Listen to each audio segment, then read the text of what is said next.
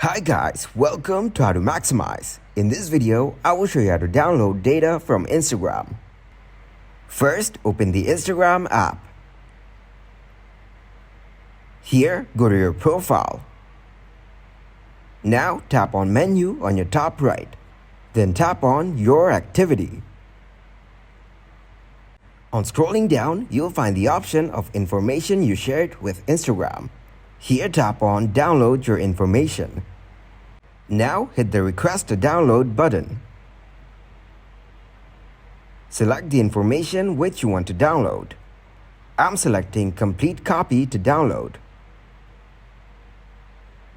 After that, you need to confirm the email where you want to be notified.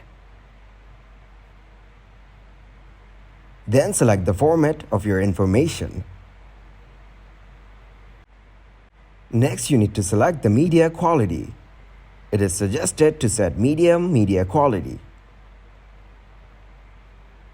Lastly, you need to select the data range.